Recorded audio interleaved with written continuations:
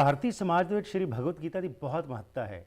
ਸਾਡੇ ਗ੍ਰੰਥਾਂ 'ਚ ਤਾਂ ਖਜ਼ਾਨਾ ਭਰਿਆ ਹੋਇਆ ਹੈ, ਪਰ ਕਿੰਨਾ ਕੁ ਅਸੀਂ ਇਸ ਨੂੰ ਖੋਜਦੇ ਹਾਂ ਤੇ ਕਿੰਨਾ ਕੁ ਉਸ ਨੂੰ ਆਪਣੇ ਜੀਵਨ ਵਿੱਚ ਗ੍ਰਹਿਣ ਕਰਦੇ ਹਾਂ। ਇਸ ਨੂੰ ਮੁੱਖ ਰੱਖ ਕੇ ਤੁਹਾਡੇ ਨਾਲ ਹਰ ਹਫ਼ਤੇ ਅਸੀਂ ਸਾਂਝ ਪਾਉਂਦੇ ਹਾਂ ਕਿ ਭਗਵਤ ਗੀਤਾ ਵਿੱਚ ਕੀ ਲਿਖਿਆ ਗਿਆ ਹੈ ਤੇ ਕਿਹੜੀ ਚੀਜ਼ਾਂ ਦਾ ਸਾਨੂੰ ਪਤਾ ਹੋਣਾ ਚਾਹੀਦਾ ਹੈ ਜਿਨ੍ਹਾਂ ਦਾ ਅਸੀਂ ਆਪਣੇ ਜੀਵਨ ਵਿੱਚ ਫਾਇਦਾ ਲੈ ਸਕਨੇ ਹਾਂ। ਇਸ ਵਾਸਤੇ ਸਮਾਂ ਕੱਢ ਕੇ ਸਾਡੇ ਕੋਲ ਹਰ ਹਫ਼ਤੇ ਆਉਂਦੇ ਨੇ ਰਜਨੀ ਸ਼ਰਮਾ ਜੀ, ਜਿਹੜੇ ਕਿ ਆ ਕੇ ਮਹੱਤਵਪੂਰਨ ਗੱਲਾਂ ਨਾਲ ਸਾਨੂੰ ਜੋੜਦੇ ਨੇ।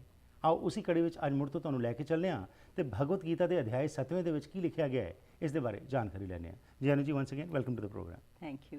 सो सब तो पहला था जी, जो भगवत गीता की असी गलबात कर रहे हैं, पिछले समय से हम जो बात करते आ रहे हैं उसके अंदर हम देख रहे हैं कि जैसे जैसे चैप्टर्स आगे आ रहे हैं उसमें कोई ना कोई नया फैक्टर जो है वो इन्वॉल्व कर दिया जाता है और कृष्ण जी जो हैं वो अर्जुन को कोई ना कोई संदेश ऐसा देते हैं कि उनका मनोबल मजबूत हो जी। तो आज ये अध्याय 7वां जो शुरू करने जा रहे हैं इसके अंदर किस चीज़ के ऊपर फोकस किया गया जी? देखिए, इस अध्याय का नाम है ज्ञान विज्ञान योग। जी। ज्ञान कहते हैं नॉलेज को और विज्ञान है साइंस।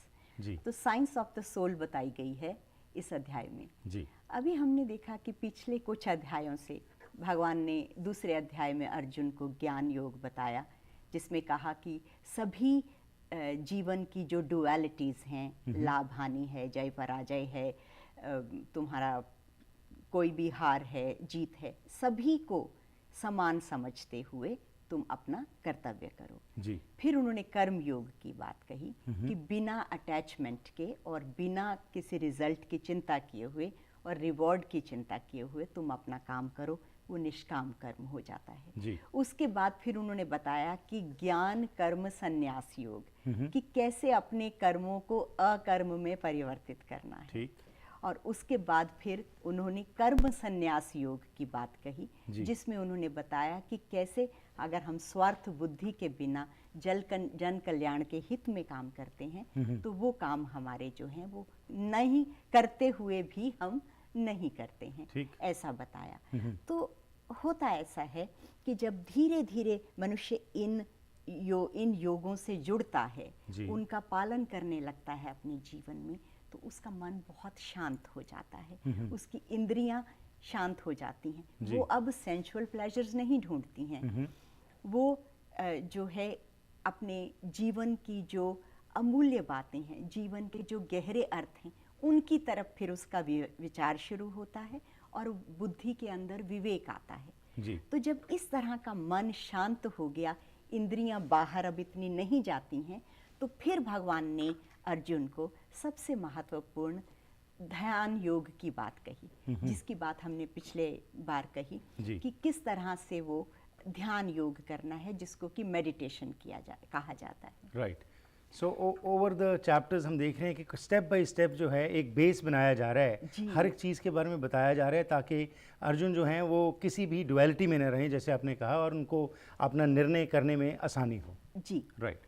और इसके अलावा भी भगवान चाहते हैं कि ये बहुत श्रेष्ठ ज्ञान जो है जी, वो उसको मिले, क्योंकि वो सिर्फ वॉर की जो इस वक्त की छोटी सी घटना हो रही है या बड़ी घटना हो रही, सिर्फ उतने में ही जीवन को ना देखें, उसके परे जीवन के क्या अर्थ हैं उनको भी वो समझें। जी।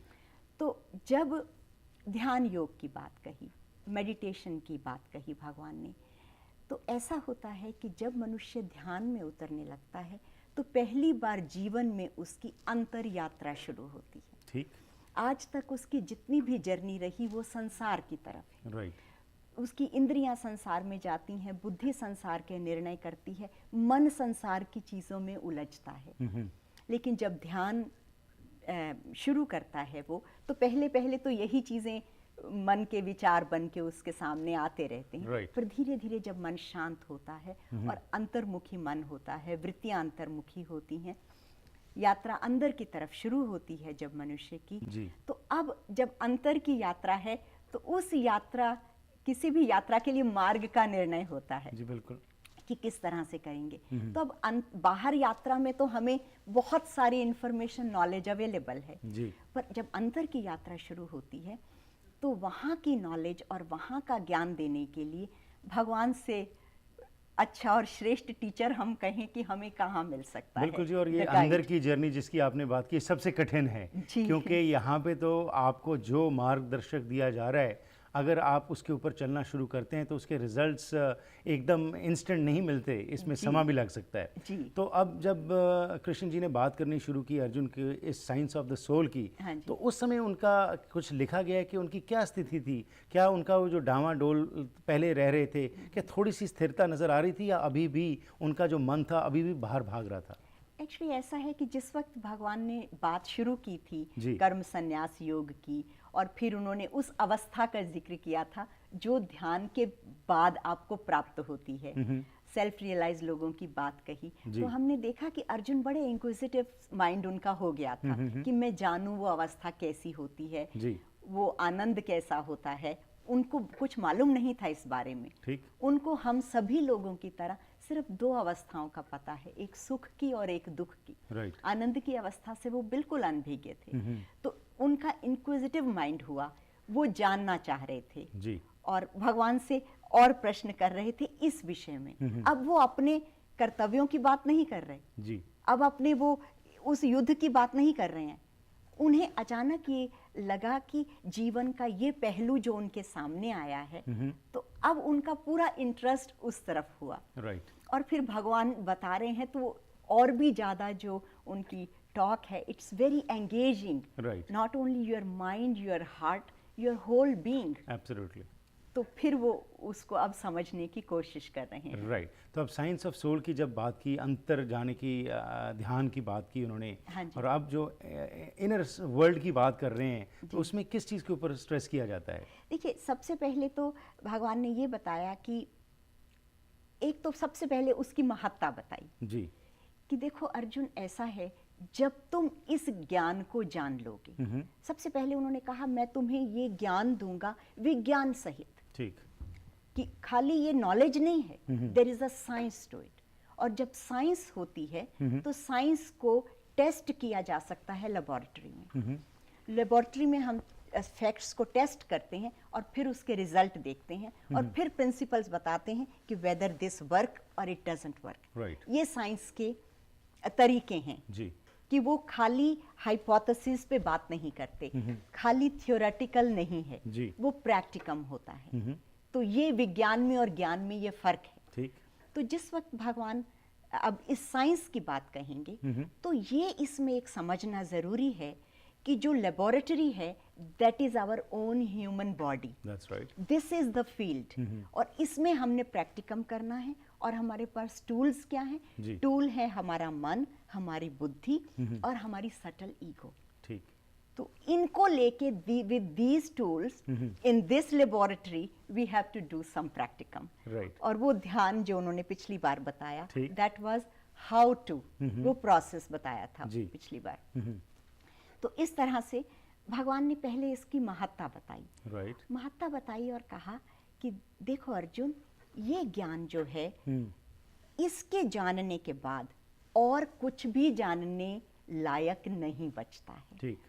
देखिए, आमतौर पर क्या होता है कि जब हम इस जीवन में कोई भी एक फील्ड में बहुत स्किल्ड हो जाते हैं, मान लीजिए आप बहुत एमिनेंट डॉक्टर हो गए या लॉयर हो गए या आर्किटेक्ट हो गए, तो आप एक फील्ड में ही इस जीवन में आमतौर पर जिसे कहना चाहिए कि टोटल उसके टॉप तक पहुंचते हैं। अगर आप एक बहुत अच्छे डॉक्टर हैं तो साथ ही एट द सेम टाइम एक बहुत अच्छा आर्किटेक्ट नहीं हो सकते हैं। ठीक। तो एक फील्ड की नॉलेज होती है तो दूसरा फील्ड छूट जाता है। जी। लेकिन भगवान ने कहा इस ज्ञान को जानने के बाद कुछ भी जानने लायक नहीं बचता है। श्रेष्ठ है ये। श्रेष्ठतम। ठीक। क्यों नहीं बचता? ऐसा नहीं कि जो सेल्फ रियलाइज्ड है उसको मेडिकल फील्ड की भी नॉलेज हो जाएगी या आर्किटेक्ट, नो। उसकी ये है कि the whole this cosmos is working under some fundamental principles. Right. उन प्रिंसिपल्स को आप जब जान लोगे एक्सपीरियंस लेवल पे, तो क्योंकि that is running the whole world, जी, वो आपका होना है, योर वेरी बीइंग। तो जब आपको उसका पता चल जाएगा, उस नेचर का, हाउ इट वर्क्स, तो उसके बाद जानना फिर बाकी नहीं बचता है। ठीक। इस तरह से भगवान ने कहा, तो इसलिए इस नॉलेज को उन्होंने बहुत श्रेष्ठतम बताया बताने से पहले। राइट। अब इसकी रेयर जो है कि how rare it is to understand, to listen, उसके बारे में कहा। जी। कहा कि अर्जुन, हजारों लोगों में से कोई एक है जो जिसको ये सुनने को भी मिलती है नॉलेज, ठीक। और उसके बाद उन हजारों में से भी कोई ऐसा है जो ये प्रयत्न करेगा कि हाँ, उसमें पूरा विश्वास रखे कि मुझे ये नॉलेज अब जाननी है, Right. इस श्रेष्ठ ज्ञान को मुझे हासिल करना है। उन हजारों प्रयत्न करने वालों में से भी जी। क्योंकि कुछ बहुत लोग एफर्ट करेंगे, पर कितना होल हार्टेड एफर्ट उनका होता है, राइट।